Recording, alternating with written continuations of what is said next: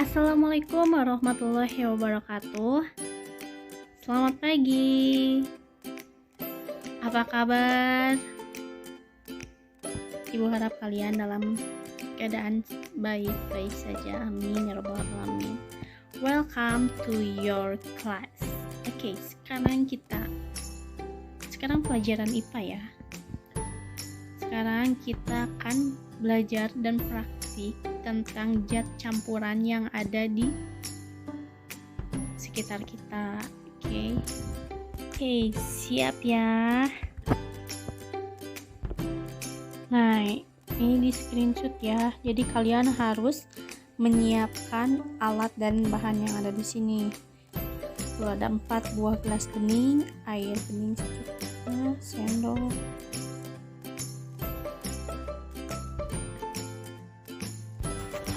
Nah, ini juga di screenshot dulu ya, alat dan bahannya. Nah, yang ini juga sama, screenshot. Kalau udah di screenshot, perhatikan ya, ibu akan mencontohkan dan mempraktekannya. Nah, sediain dulu 4 gelas yang bening. Terus kalian kasih label, bisa pakai kertas ya, kalau nggak ada spidol bisa pakai kertas, terus ditempel pakai pensil atau pulpen. Kalian tulis label A,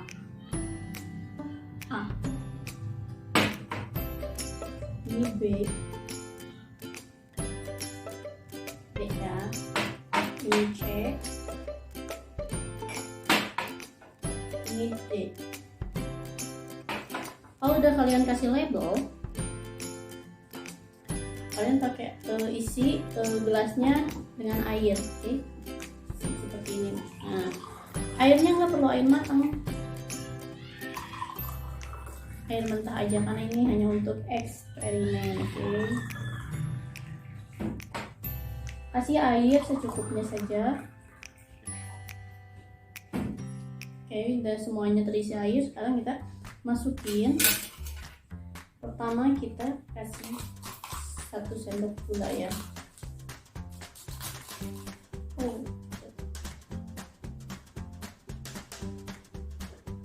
Gula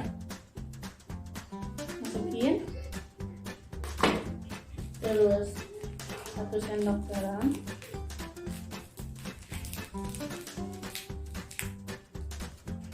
masukin ya, terus 1 sendok pasir, 1 sendok pasir di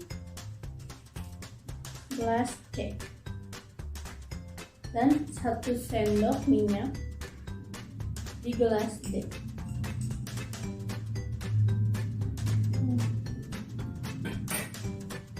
Nah, kalau udah kalian aduk-aduk semuanya, aduk-aduk semua,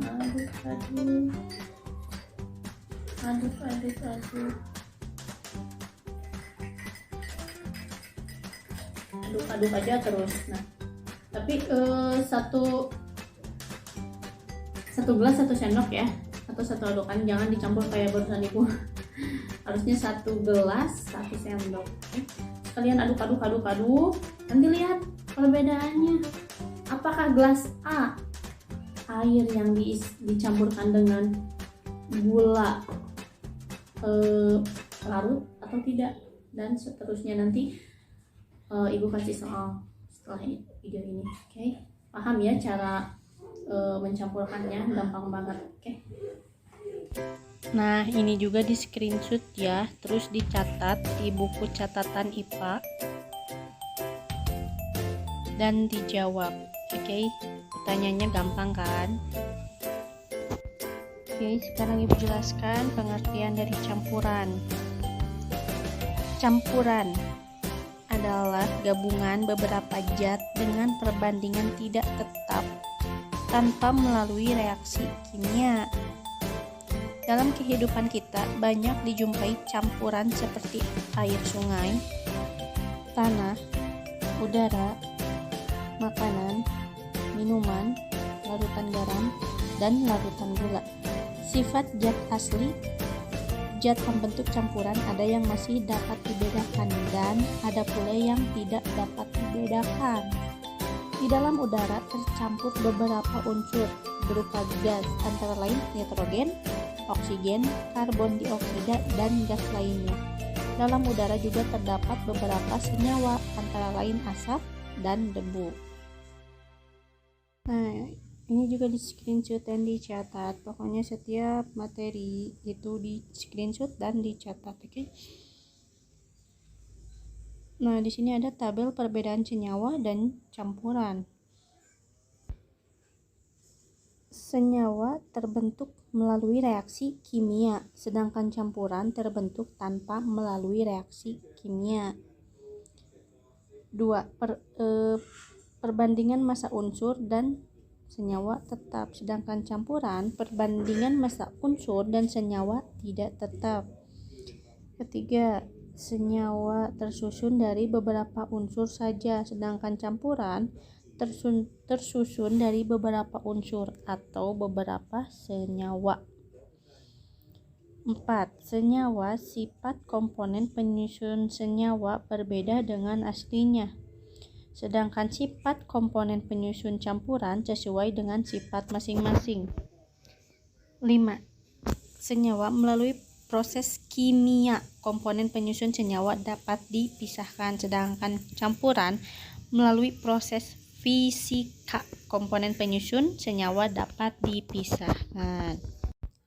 Oke, campuran dikelompokkan menjadi 2, yaitu campuran homogen dan campuran heterogen. Oke, sekarang kita akan bahas tentang campuran homogen. Pernahkah Ananda mencampurkan sirup kesukaan dengan air? Ketika keduanya diaduk, apakah Ananda dapat membedakan mana sirup dan mana air? Pasti tidak bisa, kan? Itulah yang dinamakan campuran homogen. Campuran homogen adalah campuran antara dua zat atau lebih yang partikel-partikel penyusunnya tidak dapat dibedakan lagi. Campuran homogen sering disebut dengan larutan. Contoh larutan homogen seperti campuran antara air dan gula menjadi larutan gula. Campuran air dan garam menjadi larutan garam. Larutan tersusun atas pelarut dan zat pelarut. Pelarut universal adalah air. Selain itu, ada juga campuran antar logam dengan logam lainnya, seperti stainless steel. Banyak digunakan untuk keperluan alat memasak, dan alat kesehatan. Stainless steel merupakan campuran antara logam besi, krom, dan nikel.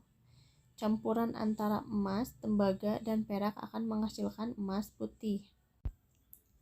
Pembagian larutan ada 3, yaitu asam, basa, dan garam. Pengertian dari campuran heterogen. Contoh campuran heterogen adalah campuran pasir dan air. Pada campuran tersebut dapat dibedakan antara pasir dan air. Hal ini terjadi karena zatnya tidak dapat saling bercampur. Campuran heterogen adalah campuran antara dua macam zat atau lebih yang partikel penyusunnya masih dapat dibedakan satu sama lain. Oke, sekian pembelajaran hari ini. Assalamualaikum warahmatullahi wabarakatuh. Sampai ketemu lagi minggu depan. Bye.